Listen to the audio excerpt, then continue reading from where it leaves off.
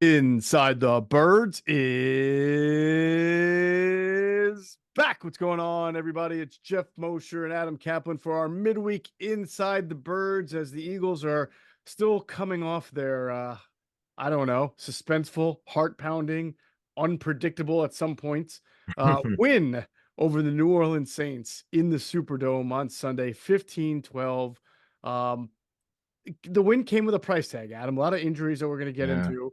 So we'll have the early word. We'll go inside the injuries, what they mean for the Eagles. And then we'll take an early look also at another team that's got some injuries, the Tampa Yeah, Bay they do. Bucks Yeah. up Sunday. Yeah. So Yeah. it's almost like the healthiest team might just be the team that wins this game. Well, what's odd is we'll do the Bucks later in the show, but the Bucks have them on defense. The Eagles have them on offense. It's really bizarre as you set that up. It's just kind of crazy, but Yep. yeah, it is. It's interesting. I was talking to a friend of mine whose team is playing the Eagles later in the season, so he just started digging on the Eagles, and he was impressed. Particularly because they were so shorthanded. He was kind of blown away by how the offensive linemen, the guys who played the right side, filled in. And so it's Greg Cosell, by the way, who we talked to Tuesday night. Greg was effusive in his praise of Tyler Steen and Fred Johnson, but he just said to the coaches, and I agree with this one. This guy said that he goes, "You could not play this well and execute as well as they did without really good coaching, considering all how you were talking about how they were shorthanded." I thought that was very impressive too. So it's not lost on just people locally. I mean, people around the league are watching the Eagles tape and were pretty impressed with their ability to somehow win that game. Certainly, there are reasons to have lost the game, but they found a way to win, and yeah, so they have to turn the page, and they're playing the third straight game against an NFC South team. Fancy that. Amazing. Didn't they do this last year with one of the? Didn't they play? Who'd they play in the AFC last year? It was the AFC, the Patriots, right? They played the Patriots in the opener, Yep. and then now Buffalo wasn't until later in the year. The Jets wasn't. I don't even remember the Jets. No, it was just the gauntlet. It was just remember so Yeah, they had that. Yeah, it was yeah, actual. What's funny is they remember the streak of them playing Kirk Cousins or the Vikings, right? right. That I remember it would continued. be like week two, right? Wasn't it week two? Yeah, it was week two. Yeah, Then they played the same opponent they're facing this week, the Bucks. Tampa. Right. I was watching the Rams, the Jets, Dolphins, Commanders, the Cowboys, and it was after the bye, which was week 10 last year. This year it's week 5. But it's really Dallas was playing pretty well, but the Eagles were able to win that game. But it Hmm. was the craziness of beating at Kansas City, crazy game, right? Crazy game. Then the Yeah. Bills, Yeah. craziness of winning that game in the rain. The dam broke of all these close wins, being 10-1. Yep. I kept, people would ask me, I'm like, is this, them losing to Atlanta, is this another repeat of last year? I said, no, it's not. It's different. The real Fangio's here. They'll figure it out. When people are ready to fire Vic Fangio after the Atlanta game, it's just kind of funny. I get it. People are skeptical because he's an older guy. This is probably going to be his last stop. Is the game passing him by? No. Right. His version of his scheme is different from the way the other guys run it. Oh, and anytime somebody is the originator of a scheme, the disciples never run it the same exact way. We told you this 2 years ago when a friend of ours who worked for Vic in Denver gave us some good stuff and said, yeah, of course, you just don't run it the same way. The principles are the same, Hmm. but there are nuances and differences. So the linemen have to learn the techniques. Also, Clint Hurt, who's a new D-line coach, is fantastic. Look, you got to understand there are going to be some growing pains when 100%. and I think people kind of everybody. I get it. Everybody overreacts after every game, whether it's positive or negative. Oh, if they would have won 30-0 against the Saints, this is a Super Bowl team. If they would have lost 30-0, then everyone should be fired. The owner should sell the team. It's just, the way it is. You sound like a couple of fans that we know, Adam. Yeah, I know. Just funny. I look living here my whole life, save for school, going away for school. It's just kind of, it is what it is. I mean, I'm going crazy. I'm screaming when, on Tuesday night when the Phillies gave up that game Oh, to the Cubs. I'm a diehard Phillies fan, so I'm disgusted with them chucking away that game because they didn't have a valid starter for it. I understand like it was going to be a bullpen game. yeah, Okay, I have to be smart in that and not get so upset, yeah. but I can't help it. I'm But with you. But I know, look, you know from covering this team for decades that people live and die with this team, and rightfully so. We love it. But it is kind of funny. It Uh-huh. is kind of funny to see the reaction. They want everybody fired after the Atlanta loss. I get it. It's heartbreaking. Mm-hmm.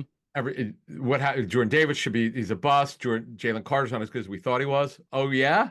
You want to take Oh those my words back? God. I tell Wait you, till we get man. into that. Yeah. Wait till we get into that. Yeah, going through the all 22. I'm trying to pull certain clips that we're gonna discuss, right? With Greg Cosell tomorrow on Inside the Tape. Yeah. Normally I like to pull like a good play. Like if we're gonna, of course we're gonna talk about Jalen Carter, right? So I'm pulling like plays where he stands out. And then next thing I know, I'm making clip number 11. I'm like, there's no way we're gonna go through 11 clips, but Oh holy wow. Was that cow, right? right? Let Wow. me tell you something. I have Yeah. not seen, I mean, this was Aaron Donald-esque as Yep. far as one person completely wrecking. Again, not that everybody else on the line didn't play well. I'm just talking about having like 10 or 11 plays where you completely kicked the ass of the guy in front of you.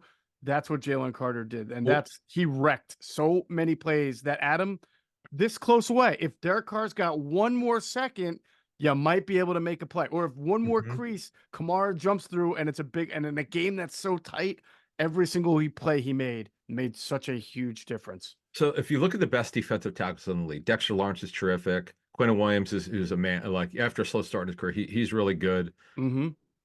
Chris Jones, of course, is terrific. No offense to those guys, Jalen Carter's actually more talented. It's a little bit of a stretch for some people, but I'm not going to back off of it. You and I have talked to enough people. We obviously having Greg as a part of our show and our company. You know what he does in the Q&A, of course.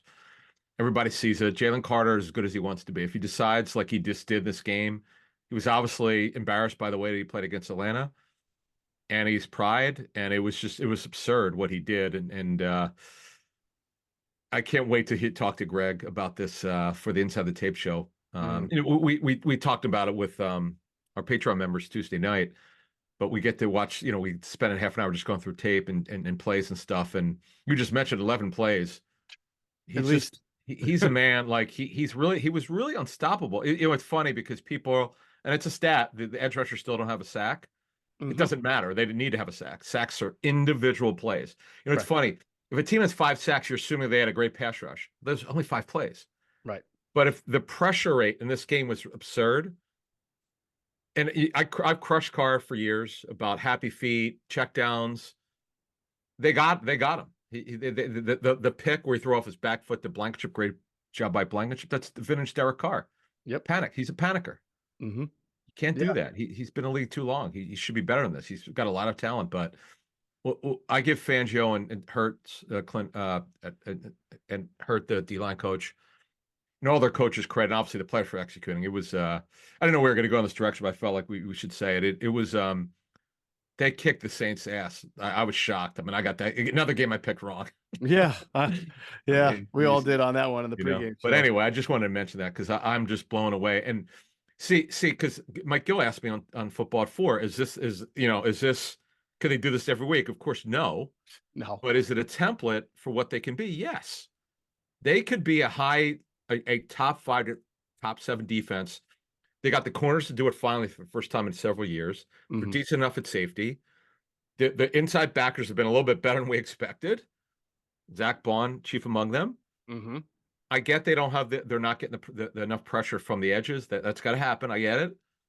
But when the D tackles, even Jordan Davis played well, right? But when Jalen Carter, number 98, decides he wants to be the best player on the field for either team, he can do that. He can do it every He game. can wear a gold jacket if he plays. Yes. Not like that. 75% of what because again, he dominated that game in a way that I haven't seen in a long time out of one player. But if he played Yeah. 75% like that, but did it like at least 14 out of 17 weeks of the season, you put a gold jacket on him. But right. And it's what I said to Mike Gill, because you brought up Aaron Donald. I also brought that up Tuesday about Donald. He's the closest I've seen in my career in 27, 26 years to, and I know it's a very small sample. Dexter Lawrence is a phenomenal football player. Carter's got actually more talent, but we saw him drop off last season. This was a part of Mm-hmm. guys kind of not doing their own thing. There was just something going on, which was bizarre. But I'm just telling you, this guy, if he decides to bring it, good luck trying to to stop this guy. He was Yeah. unstoppable. I And mean, I he get ragdolled guys. Eric He just ragdolled guys. Eric McCoy got hurt. I get that, and that obviously helped him. But man, when he brings it, folks, look out.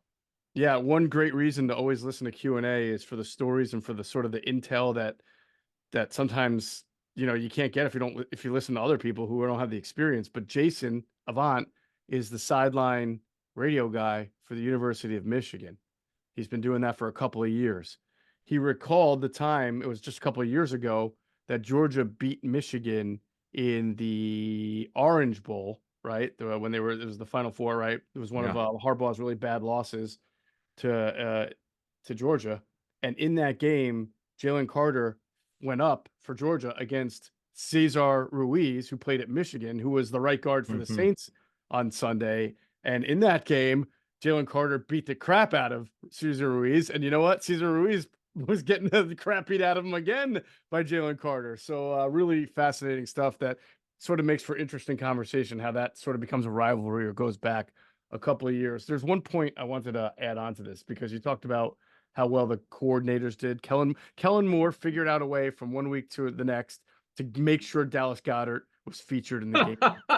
And Vic Fangio figured out a way to make sure that his defense was ready and prepared for what New Orleans' 40-point average was going to do, right? So you got to say both coordinators really did an amazing job. And this is what I love about football, Adam, and why it's the ultimate team sport and not even comparable to anything else. Both of these coordinators coached their asses off, and the Eagles were 10 seconds away from losing. It's not 10 seconds, 2 minutes. I mean, hey, they should have lost. Let's be real. Really, block punt. The defense right. saved the day.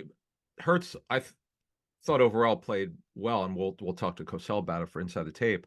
Obviously, the 2 turnovers, you can't do that, and we're not going to debate the Sirianni thing. That's another time. We want to get into other stuff, but everything that went against them, I can't remember in the 22 season. I know their defense was obviously very good, set a team record in sacks, 70.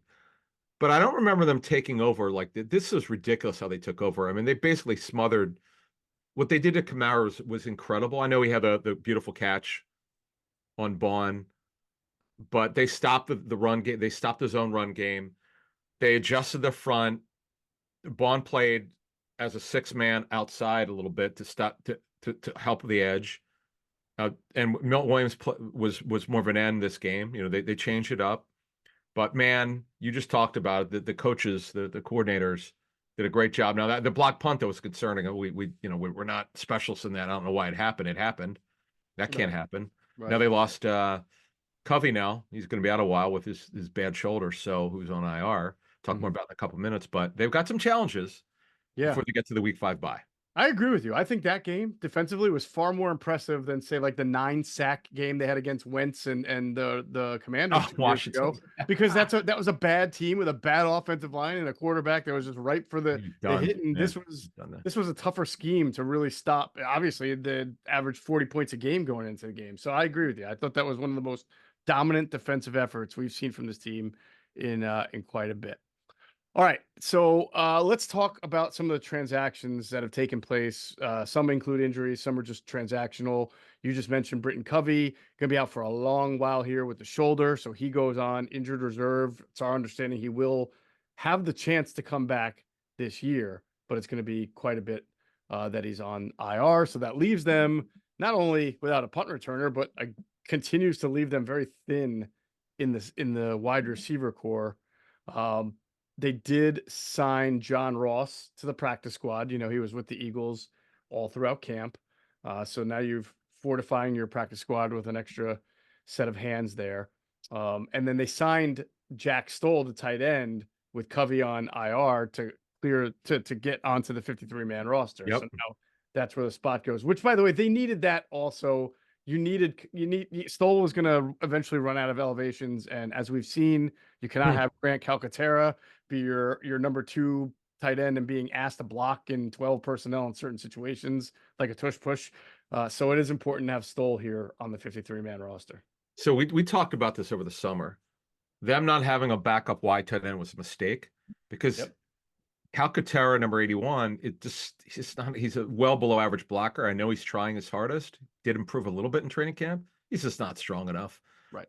And they're very lucky because if you remember, as we reported at the time, between the Giants and Eagles in March, Jack got an offer from the Eagles. He decided to go to the Giants because of Darren Waller's retirement. He knew he was going to retire. And Jack never made the team. And thankfully, the Eagles still had a good enough relationship with him. I know Jason Michael is a fan of his as tight ends coach, and they brought him back. And smartly, because here's the thing. When you're on the practice squad, you're like a half a free agent. Anyone could sign you off. He could have gone to another team. Right. So they smartly did this now. He's now on the 53-man roster. We'll get into kind of what we think is going to happen or how they could somehow, if Brown and Devontae are out this week, what they can do. But yeah, getting him on, they were smart. Stoll and Paris Campbell on Monday reverted to the practice squad. Campbell, for now, is on the practice squad. And as you mentioned, John Ross. John Ross, we talked about this in August when we were doing our 53-man roster breakdown. We're like, there's no way he's making it. He was okay in training camp. He was healthy, which is good considering how many injuries he's had. And he had that semi-retirement last year. But it was so clear that not only was he not on the roster, the fact that they didn't even sign him to the practice squad to start the season tells you he wasn't even close. Right.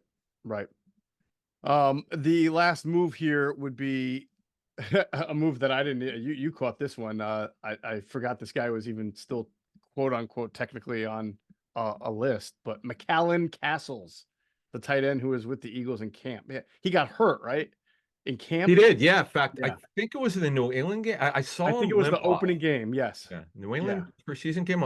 This doesn't look good. Mm-hmm. And yeah, he went on IR. In fact, this is like a quick. They'd like to put him on IR pretty quickly.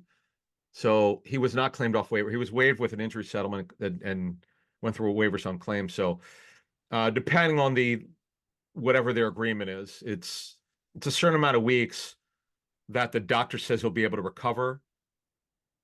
And there's a certain amount of weeks and whatever. It's like usually like 6 to 8 weeks that the guy could come back to the team. Just depends on when they think he can recover from whatever the injury is. So maybe it comes back later in the season to their practice squad. But yeah, so right now at tight end, before we move on, with Stoll now on the 53, they got EJ Jenkins. Mm-hmm. And that is it, folks, for now. Yeah, EJ Jenkins would be the only tight end on the practice squad, right? And they have 3, so but they still They got 3. Yeah, no, you got 4 yes, total okay. on your overall. Okay. You're good. Yep.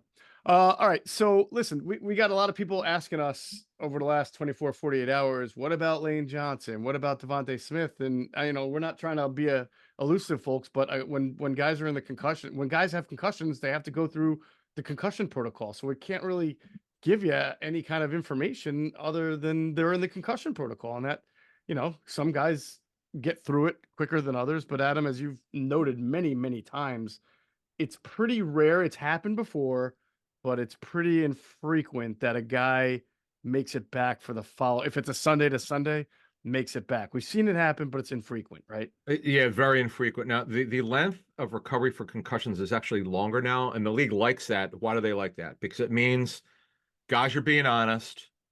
Because look, with concussions, if a guy really let's say a guy's gone up for a contract and he knows he can't miss 3 weeks because it could hurt his ability to get a new deal. You and I know this for decades. Guys have not always been truthful with it, but I know from talking to the league about this overall when I go to the owners' meetings is that it's taking longer because guys are they're being diagnosed very well, by the way, but it takes quite a bit to get on to the field. So it's not, look, if let's say Devontae the next day feels really normal, he's still in the protocol. So he's got to get through the week, not have a setback. The one that floored me one time, Jay Cutler, when he was, I think, the Bears quarterback. I just remember doing reporting on it when I was at ESPN, and he was feeling great. I was talking to someone with the Bears. I think it was the Bears. I don't think it was Denver. I think it was the Bears. Anyway, he felt great. Everything was great. Something happened after a walkthrough on a Saturday. He didn't feel right. Done. If you report anything that's not normal, you're not playing. Like that's how strong the protocol is. So you nailed it. You got to wait. You got to get through the week. And AJ Brown with his hamstring strain. See, I know there's this thing out there. Oh, well, they could just hold him out till after the bye, folks. It doesn't work like that. If he's fully recovered, he's playing this week. Like there's this thing in the media. People say, oh, well, they'll be conservative. it's easy to say that. That's not the way teams think. Yeah, they got to If win he's games. exactly, and tell coaches that, oh my God, they'll yell at you. Yeah, It's the fluid in the hamstring. If there's any blood in there, you got to get all the fluid out. right. And if he's back to normal, he'll start practicing this week. If not, AJ told ESPN it was going to be a couple weeks, so we'll see. But I find it interesting, based on the list I was given, they didn't work any receivers out Tuesday. I find that pretty interesting as Yeah. well too. So, Hmm. let's see. I mean, even if you felt confident you were getting AJ Brown back, to knowing that you just lost Covey and that Smith is in the concussion protocol, you would think that you might take a little bit more action other than just bringing back John Ross to your practice squad. Well, But they know their roster better than I do. sure. We'll talk about that in a segment in a couple minutes. But I thought that was interesting with the workouts. Doesn't mean they can't work any other guys out, but Tuesday you want a guy because they're on a regular week, so Wednesday's the first practice. So you want that guy in your practices. You don't want to wait till Friday to sign anyone. Not that that guy would be available this week, but the one thing that John Ross, you said this earlier, is here because he knows the scheme. This is not a West Coast offense. That's why Kellen Moore's not the offensive coordinator for the Cowboys. Right. Mike McCarthy, we really didn't talk about this much when Kellen got the job. It's one thing we didn't really talk about. McCarthy was told he's not calling the plays when Jerry Jones, the general manager and owner, said, nope, Kellen's going to call the plays.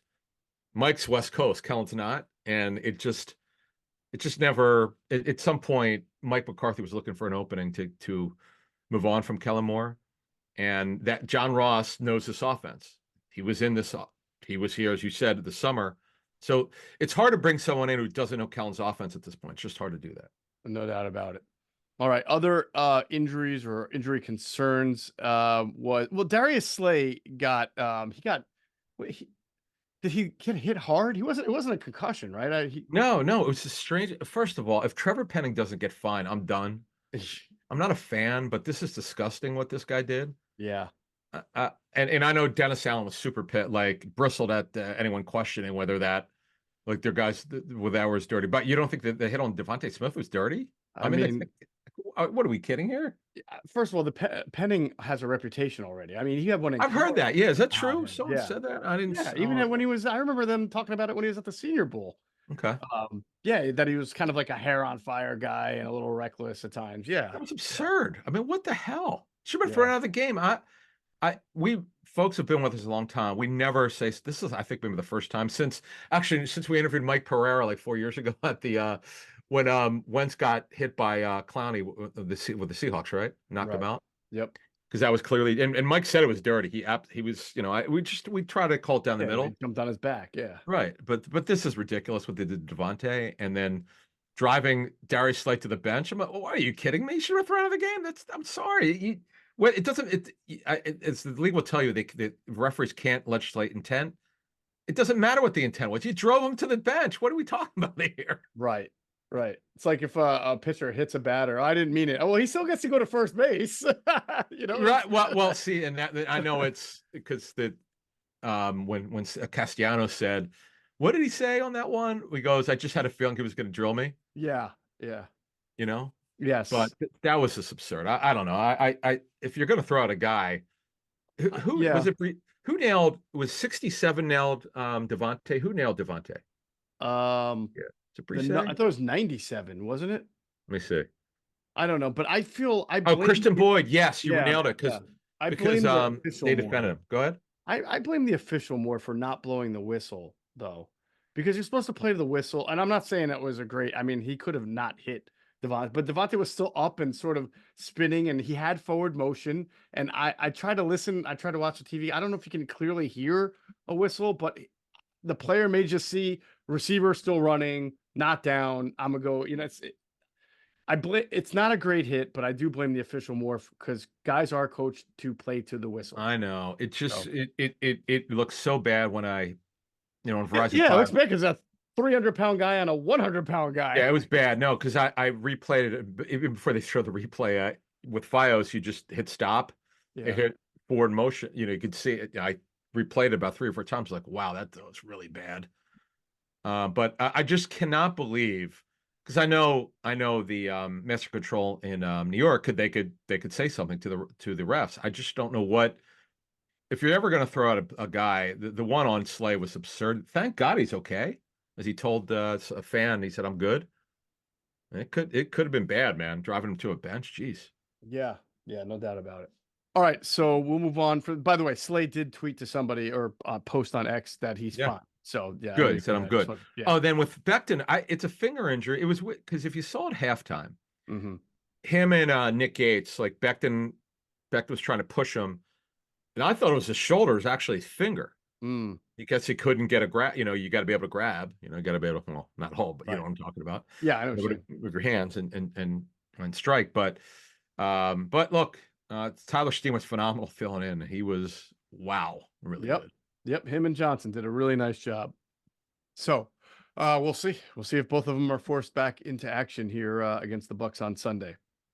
We'll get to a couple of other things on the passing game and an early word on the Bucks injuries in a second. I want to pause real quick to hear a word from our friends from Sky Motor Cars. Before we do that, though, I've bought a car this year and it's a mess. I don't know, Adam, if you've bought a new car recently, but trying to buy a car these days because nobody has inventory, right? And then, and you remember when we were younger, like you would have salespeople there, like really trying to sell you on everything. Now it's like, here's the cars that we do have here, like the Right. 4 or 5 cars. Here's what you want. They give you a brochure. Go home and like customize it on the internet. It's like, well, I really don't have time to go do that. That's why I'm here. But Sky Motor Cars is like the exact opposite. We know Brett Shoulder, the owner of Sky Motor Cars, really well. He has great inventory of fantastic pre-owned, high-end automobiles And cheaper ones and too. cheaper. I was just about to say financing a car these days, especially if you're if you're trying to lease a car and finance off new rates, you might be paying double what you just paid for the same exact car because the rates are different. This is why you got to go to Sky Motor Cars, give them a call, stop in, because they'll just work with you. Brett is great. Customer service is lost in the car sales industry, but not at Sky Motor Cars. So please, if you're if you want to get a car, you're looking, save yourself the agita and go to Sky Motor Cars. He's been so helpful. In fact, my wife and I sold 2 cars through him. Yeah, you could sell your car. You could sell a car to him. Yep. Obviously he's got a used car dealership. He sells new cars, older cars, cheaper cars. Yeah, they're very easy, right off 202 in Westchester. Can't miss it. Very easy to find and great to deal with. It's where the players go. I know he's done work with coaches, Sixers, Eagles, Flyers across the country. As we've said for years, they ship across the country. So check them out at skymotorcars.com. All right, let's hear a word from him right now. Sky Motor Cars in Westchester is a different sort of dealership. All it takes is one look at their Highline pre-owned vehicles that people all over the country want and need. Owner Brett Shoulder makes sure you don't spend a dime of your money before you purchase the car. Sky Motor Cars allows you to make all the decisions regarding your next vehicle. At Sky Motor Cars, you never have to spend more than necessary. Visit SkyMotorCars.com today or call 610-918-7225. All right, again, that's SkyMotorCars.com.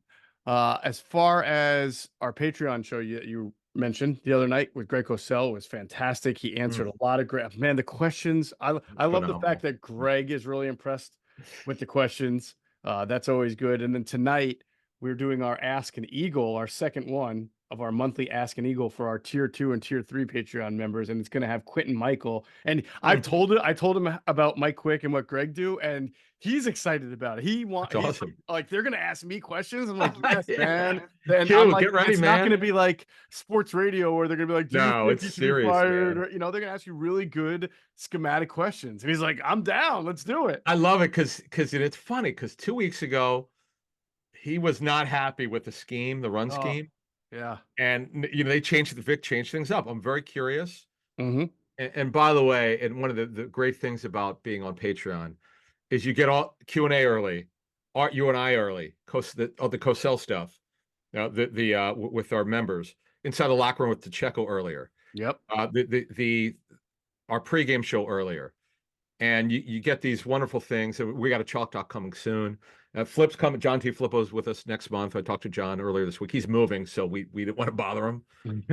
But he could have. We don't want to rush him because we want his undivided attention. I want his stuff on Hurts, right?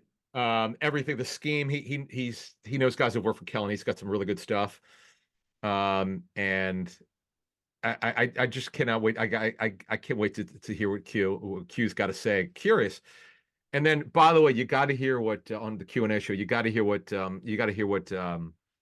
how Jason Avant breaks down the obviously the interception, great stuff, and everything else they talked about. This is, I mean, folks, we're so lucky to have these guys. It's phenomenal. All right, if you're listening to this Wednesday morning or afternoon, you still got plenty of time because we're gonna have Quentin on at 10 o'clock tonight. So you got plenty of time to sign up at patreon.com/InsideTheBirds and get in on it. All right, let's talk a little bit, Adam, as we move forward here to this Bucs matchup. I mean, like you said, the Eagles are hurting on offense. The Bucs are hurting on defense. I know they played that last game they didn't have Vita Vea. They didn't have Antoine Winfield. I think Cansey was out as well, right? Kalijah Cansey, their defensive tackle, got hurt. So, I mean, that's three really significant pieces to Todd Bowles' defense right there. All right, so you want to get to injuries first? No, I just was saying, just setting the stage.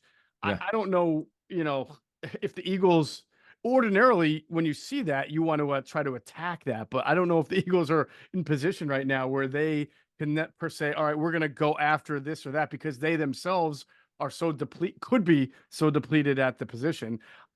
You saw them have to play 12 personnel against the Saints out of sort of de facto, we don't have anything else to play by the end of the game, right? So 12 and 13 personnel may have to be part of the equation. And I mentioned this in the post-game show, and I believe it more so. And even Greg said it to our Patreon members in the Ask Greg Cosell chat. It might be time to lean a little bit more on Saquon Barkley than they have been. You know what's interesting? He gave out this number because when he and Jaws worked together so many years at NFL Films doing the matchup show, because they always talk about called pass plays versus called run plays. And Greg gave this number out on when we did the live stream with our Patreon people, and I was like shocked because you see all the final numbers of rushing, but what did he have? Barkley only had 5 rushes in the first half. Was that right? Yes. He didn't have his first carry until the second quarter, which is hard to believe because he had like 100 and a billion yards, right? Wow. But he made the most of the little work that he was getting. But yeah, he did not. He had what, 17 overall carry? It's not like he even it's true. 20 carry I just didn't look at it for some reason. I just was looking at you and I were looking into so many different things in this game. I just didn't even dawn on me. Damn, I should have known that. I was just like shocked I was like, what?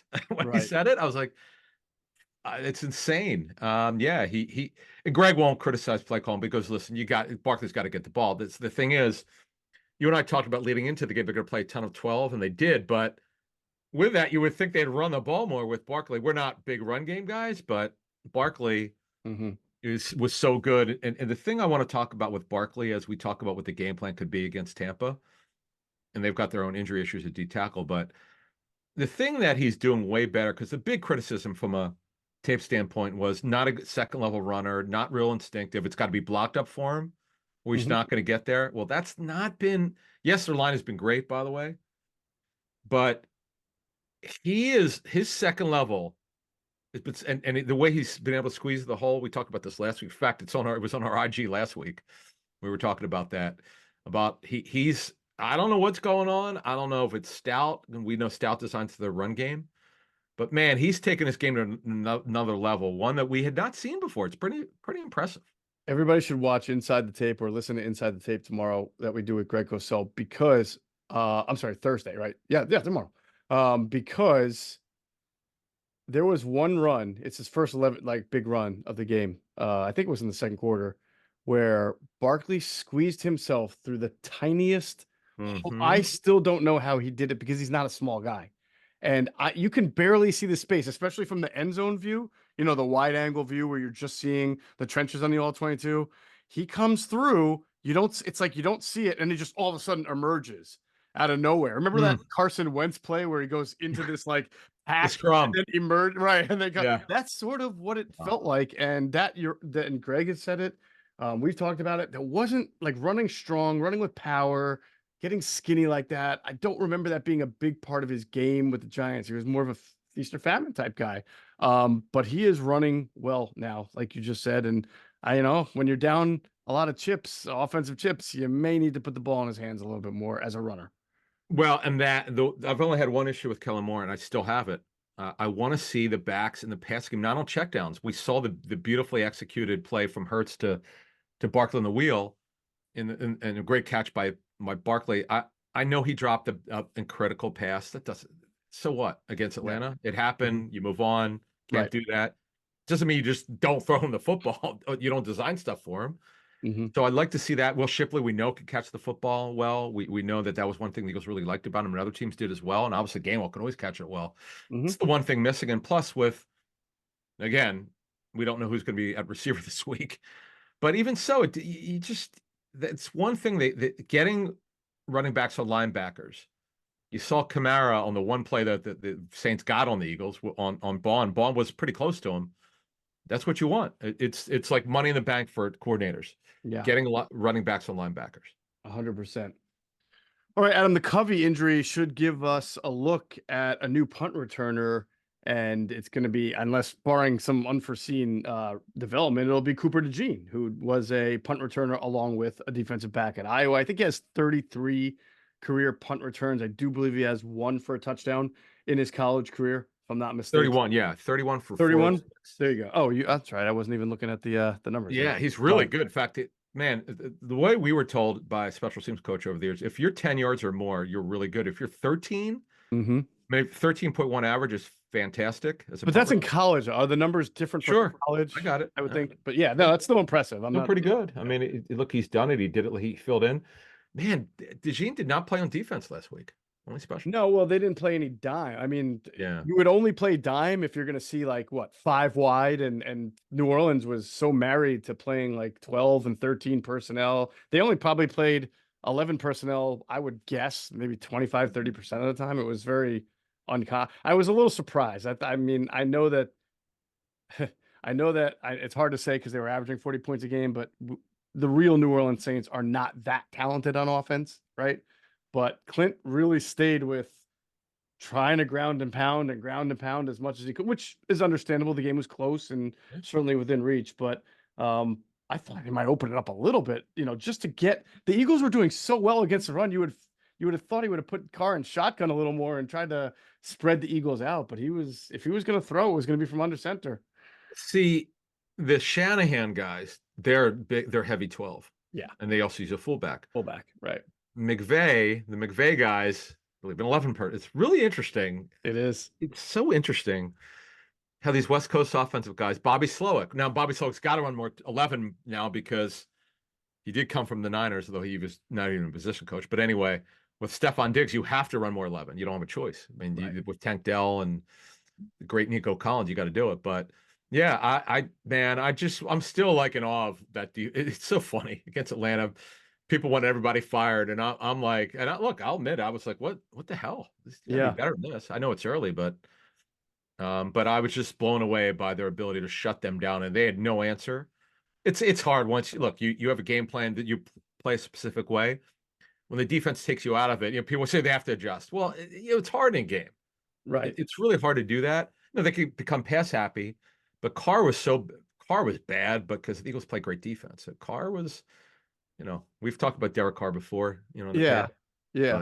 I don't want to say this was all about the different front. The point I'm about to make is not just because they were playing different fronts. I mean, they clearly did not play well against the Falcons, and it wouldn't have mattered if they had a 5 or a 6-man front because they were getting blown off the ball. So you could put 10 men at the line of scrimmage, and if they're all getting blown off the ball, what's it going to matter, right? Sure. But I don't question. I do wonder if the way the Saints operate offensively with so much 12 personnel, some 13 personnel, which makes Vic go to 5-man fronts, which he played a lot more. He played some 6-man fronts too, right? I wonder if that sort of helped the Eagles get back on track because it made them play bigger fronts. Now, again, the guys had to play better. They could have gotten blown out of the ball, but they didn't. And if you had made the Eagles more of a 4-man front team by playing, 3 wide, 1 wide, would you have gotten better results? I don't know. I just think I would have tried, given what I saw on tape from That's the week fair. before, to maybe fair. throw some three wide at him just to get him in nickel. Well, But the cool thing is though, because you only prepare for what you've seen, you can't prepare for the unknown. right. Eagles had not played this front before, and it was phenomenal. And Can you imagine what Clint Kubiak, just on your point, you yeah, prepare for what you see. And can you imagine what Clint Kubiak was thinking in the middle of that game? Like, where the bleep did this come from? yeah, These because guys are look, they getting took out smoked. the outside. They shut down outside zone. Yeah, they I shut mean, down they did the cutback. I mean, this is Shanahan he's running. They cut that thing off. It was phenomenal. And I know people say, "Well, where the hell was that last week?" It was I like don't body know. snatchers, man. Like, who Yeah. was that team against the It was just ridiculous, and I was just, this is like, man, I'm like 0-3 now in my game picks. I was happy to get that one wrong because I just love great. We've said this throughout our tenure here in 7 years. We hate bad football, Mhm. and this game plan that Vic put together with Clint Hurd and his defensive staff, the players execute the hell out of it. Mhm. Pretty special, pretty good. Pretty good. 100%. All right, quick word on the Buccaneers and their injuries and personnel in a second. All right, Adam, before we go on, gotta congratulate the Philadelphia Phillies for winning the National League East. And that is a big step in the right direction. Still some games left to try to get not only a first round bye, but maybe even the number 1 seed and get more home games throughout the playoffs. And you know what that means for their fans? It means getting to see more live playoff Phillies Red October action. And there's nothing like attending a Phillies game, an October Phillies game live and in the flesh. It's also nothing like going to a great comedy show. I know Sebastian Maniscalco is coming soon. People love to see him. I think I'm actually headed there myself. So look, you can get great tickets to all of these events with Game Time. And I keep telling you about the Game Time picks. It makes the tickets to see your favorite teams play live even easier because it filters out the fluff to only show you the incredible deals on the great seats. You don't have to waste time searching through thousands of tickets just to find the best value that you're looking for. Game Time does that for you. It's called their super deal, right? And it shows you, along with other tiers of deals, where the best values are for the place that you're looking for within the venue. I mean, it's so easy. It's all on the app. It's very user friendly. I've gotten so many tickets on Game Time, and it's probably taken me less than 10 minutes to find what I was looking for. We've told you about the view that you get before you buy from your seat, so you know exactly what you're getting before you buy it, along with the lowest price guarantee, where Game Time will credit you 110% of the difference. Game Time covers you with the most flexible customer service policy in the ticketing industry, and that includes event cancellation protection and job loss protection. So take the guesswork out of buying tickets with Game Time. Download the Game Time app, create an account, and use code BIRDS for $20 off your first purchase. Terms apply. Again, create an account and redeem code BIRDS, BIRDS, for $20 off. Download Game Time today. What time is it? It's game time. All right, Adam, we'll start with the injuries on offense for the Bucks and just some of their developments. It's pretty clear, and I think we even talked about this at some point as we were going through some other teams. But the whole Rashad White thing, he was one of the most inefficient running back. He caught a ton of passes. For fantasy football owners, Rashad White, awesome. PPR league, for NFL coaches, Rashad White, not awesome, right? But they've got this rookie, Bucky Irving, who has a lot more juice to him than Rashad. And you heard Todd Bowles literally cut, and I love guys like Fangio and Bowles. The defensive guys just always tell it like it is, right? He basically said, "Yeah, we're gonna give Bucky a little bit more time. He's earned the time to play more coming up." So this is something the Eagles have to be prepared for. He's got more juice, more of a change up. He can play on third down. He can catch the football. Rashad White's a better blocker. He's more physical, but White's not explosive at all. Right. And look, Todd, I could tell you from talking to someone who's worked for him in the past. This coach told me it's the run first until he's blue in the face. He wants to run the football, but you know what? When you have Mike Evans and Chris Godwin, it can't just be a running team. Mm-hmm. So, and Rashad has been a good story development, but he doesn't have the juice that you need, and Irving does. So the Eagles, as you just mentioned, will have to look out for that on Sunday in Tampa. Let's get through their injury situation. So Luke Hideki, he got hurt in week 1, and he has missed the last 2 games due to concussion. Justin Scully, you might remember him from the Niners, who's Vaguely. he was he started some for Justin School. I think it's actually pronounced School. Okay. Not like the Vikings skull. No, Skull. Oh. No, Skule. Uh-huh. Only reason why I know that because I think I talked to the guy's agent years ago and he corrected me on it. So look, that's not good. And Baker did not play well last week. So where he played fun, he was incredible in week 1 against Washington, as Buddy Ryan would call him, Washington. Right. And then defensively, Vita Vea's got an MCL sprain. He got hurt in week 2 at Detroit. They still won. He missed last week's game, but he started working limited last Friday, which tells you, okay, he actually might play this week. Kalijah Cansey has not played this season yet. He's had calf problems. He had a calf problem last year. So you're going to see, you might remember Mike Green from Rutgers, who's just a run game guy. He was with them last year. He's with them again. Basically, they started Logan Hall, who's a high round pick for them. Will Golston, who's been around forever. Goodness gracious. He's still around. My guy, wait, did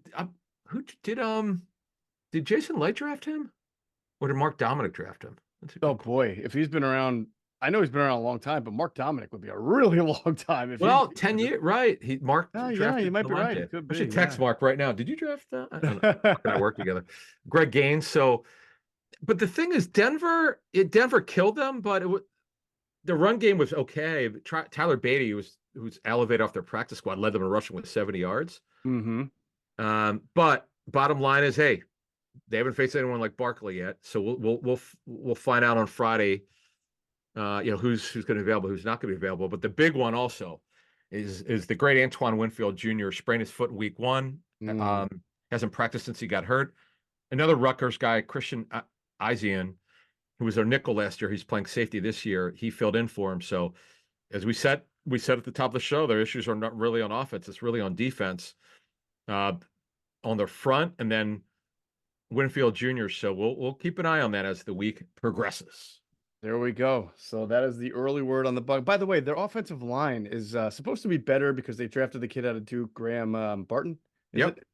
Yeah, I've just seen a little bit of Bucs so far. It doesn't look like it's been that great. I know Tristan Wirfs is very good. I know they gave Cody Mauch an extension, right? Didn't they give him a big?